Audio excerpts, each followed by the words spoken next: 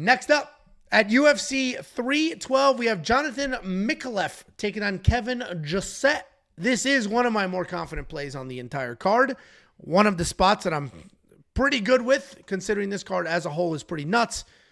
And let's go ahead and break it down. We have Jonathan Micallef, 7-1 in his career, 4-1 in his last 5 years, making his UFC debut. I think we just broke down 4 fights, and all 4 of them have UFC debuts in them. He's taking on Kevin Jousset, 10-3 in his career, 4-1 in his last 5 years, coming off his first ever UFC loss. And obviously, that was to Brian Battle, where we got the speech of the ages. But Kevin Jousset, for the most part, is a stocky striker. He's going to plot forward. He's got low hands. His volume is not very high. When he does finally close that distance, he likes to work you to the cage. He looks for control, and he'll try to get takedowns. He is a patient guy. Everything he does, he uses his size. He uses his strength. So he's not the fastest guy in the world, but he does a really good job managing the speed, meaning he'll slow you down as well. His takedowns are slow. The striking's slow. He's really big for this weight class, but he's strong, and he knows how to use that strength. He also has very high-level judo. It's mostly there for defense. We saw that with the Brian Battle fight. He was defending takedowns beautifully, but he does have it for offensive well, depending if things take a turn. He's taking on Jonathan Micallef. He's an okay striker.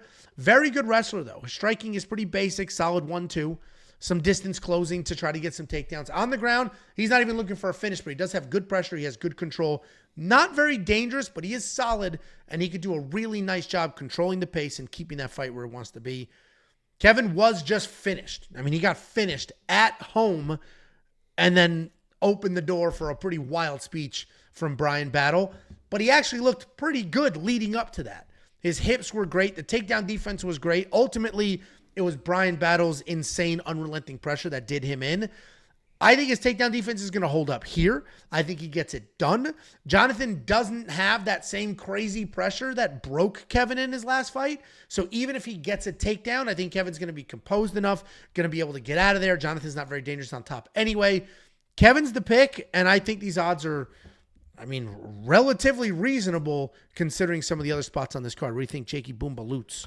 Yeah, it feels like Hail Mary sub or bust for Jonathan. I don't think he can do enough in the striking, and his wrestling, I don't see the takedowns. It's a lot of body lock situations, and Kevin, with his judo background, I honestly think that he can just toss this guy and submit him himself if he wants to. Kevin can grapple as well, even though he doesn't really show it. He prefers to just kind of stick that jab out there. But if this guy's going to hang on his hips, and, Brian Battle was shooting kind of actual takedowns, and he was handling those fine. If you try and get a double underhook body lock on this Air Jousset guy, he's just going to fucking toss you to the ground. And if he gets him to the ground, we've seen Jonathan in his last fight. He will roll to his back and try to play that stupid fucking guard triangle game as well. So Johnson's a tough dude, and if he finds a Hail Mary submission, it is what it is, but I'm pretty confident in Kevin. Yeah, I don't love this card betting wise. I think there's a lot of fights that I've talked through my process. Jacob's talked through his. We break down the fights. We do our whole thing. Then we look at the odds where we, can find them. And I was surprised. This fight made a lot of sense to me. I was surprised a lot of the others. So when I saw this, I was like, I got to bet on Kevin.